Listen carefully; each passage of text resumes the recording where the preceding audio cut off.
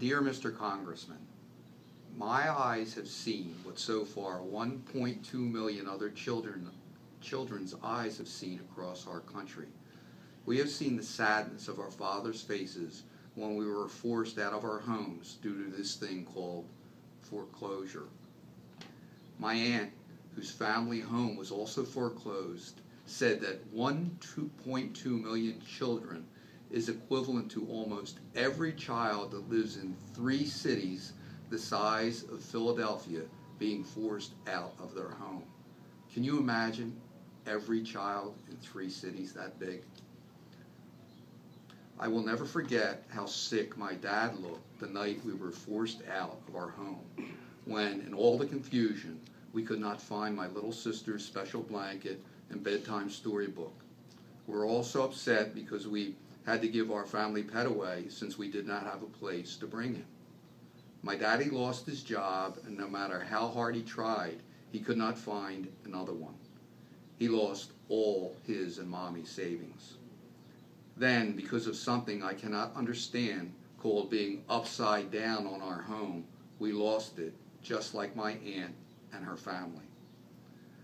When my mom, dad, uncle, and aunt were trying to figure out where we all were going to live and go to school, they were talking about history and something called economics.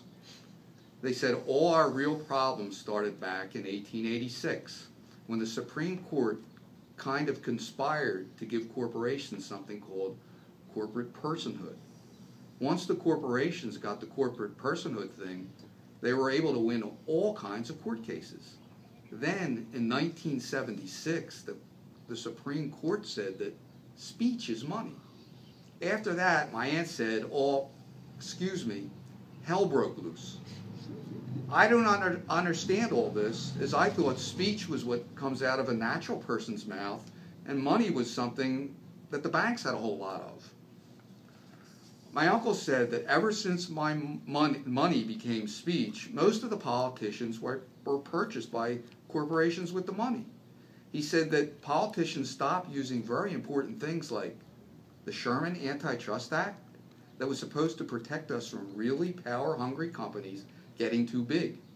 He said the politicians also did as they were told by the big corporations and banks when they tossed out the Glass-Steagall Act, which was supposed to protect us from really selfish and greedy people.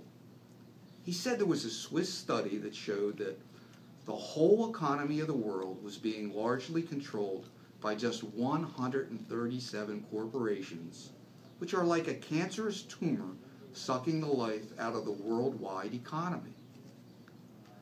My aunt said that it's only going to get worse since the Robert Fives Court threw out over 100 years of laws using a thing called Citizens United.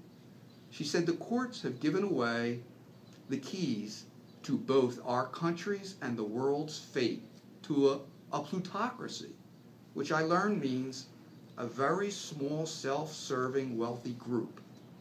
She said that this is all really dangerous, and there may be an ideal setting for a perfect storm on our horizon.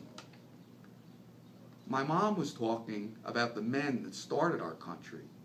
She said men like the heavy one with the funny glasses and the kite would be sick to their stomachs if they could see how things have turned out. She said back then, that man saw our country as a rising sun, but today he would see it as a setting sun. After he and the other great men came out of Independence Hall, having just completed the Constitution, a lady called out to him. "What did you bear there?" she said. He answered, "A republic, madam, and I hope you can keep it." My mom said, "He is crying out from heaven. How could you have lost our republic?" You see, what I learned was that back then, those great men that started our country were trying to set up a nation for almost the first time that we, the people, had all the rights, and we gave all the privileges to institutions, corporations, churches, and the wealthy. All the terrible, unwise things the Supreme Court and politicians let happen because of corporate personhood and the influence of campaign financing has turned it all upside down. I guess just like our upside down foreclosed home. Mr. Congressman, can you explain to me why it all has to be this way? Can you help? So millions of other children do not have to learn firsthand, as we have, the meaning of the word humiliation?